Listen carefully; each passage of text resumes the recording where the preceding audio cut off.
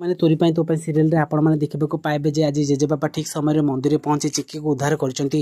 ଆଉ ଏପଟେ କାମିନୀ ବୁଢ଼ୀ ଆଉ ରୋହିର ପ୍ଲାନ୍ ପୁରା ଫେଲୁର ହେଇସାରିଛି। ହଁ ସାଙ୍ଗମାନେ ଆପଣମାନେ ଦେଖିବାକୁ ପାଇବେ ଯେତେବେଳେ ବେଦୀରେ ପୁରୋହିତ କହିବ ଯେ କନ୍ୟାକୁ ନେଇ ଆସ, ଏ ସମୟରେ ସୁଗନ୍ଧା ଚିକିକୁ ଆଣିବା ପାଇଁ ଯାଉଥିବେ, କିନ୍ତୁ ରୋହି ସେଠାକୁ ଏକା ଆସିଯିବ। ଆଉ ଏହାପରେ ସୁଗନ୍ଧା କୁହନ୍ତି ଆରେ ମା ଚିକି ତୁ ଏଠାକୁ ଏକା କାହିଁକି ଆସିଲୁ?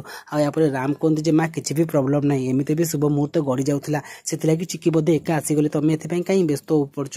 ଆଉ ଏପଟେ ସିନରେ ଆପଣମାନେ ଦେଖିବାକୁ ପାଇବେ ଯେତେବେଳେ ଚିକି ସହିତ ସେ ଚାକରର ବାହାଘର କରିବା ପାଇଁ ମନ୍ଦିରକୁ ସୁଗନ୍ଧା ଆଉ ରତନ ନେଇଯାଇଥିବେ। ଏହି ସମୟରେ ରତନ କହିବ ଯେ ଜଲ୍ଦି ଜଲ୍ଦି ବିବାହ କର, ଚିକି କିଛି ଡାଉଟ୍ ହେଉଥିବ। ଆଉ ଏ ସମୟରେ ସୁଗନ୍ଧା କହିବ ଯେ ଆରେ ମା ଚିକି ଜଲ୍ଦି ଘରକୁ ଯିବାର ଅଛି, ମନ୍ଦିରର ବିଧି ସାରେ।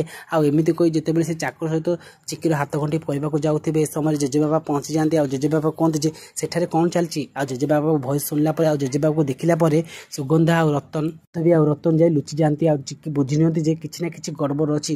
ଆଉ ଏମିତି କହି ସେ ମାନେ ତାଙ୍କ ମୁହଁରୁ ଓଢ଼ଣା କାଢ଼ି ନିଅନ୍ତି। ଆଉ ଜେଜେବାପାକୁ ଦେଖି ସେ ପୁରା ଜୟ ପଡ଼ନ୍ତି। ଆଉ ଜେଜେବାପା ତାଙ୍କୁ ଘରକୁ ନେଇ ଯାଉଛି। ତେବେ ଫ୍ରେଣ୍ଡସ୍ ଆଗକୁ ରହିଛି ଜବରଦସ୍ତ ସିନ୍। ଯଦି ଆପଣମାନଙ୍କୁ ଏହି ଏପିସୋଡ଼ଟି ଭଲ ଲାଗିଥିବ ତାହେଲେ ଆମକୁ କମେଣ୍ଟ କରି ନିଶ୍ଚୟ ଜଣାଇବେ।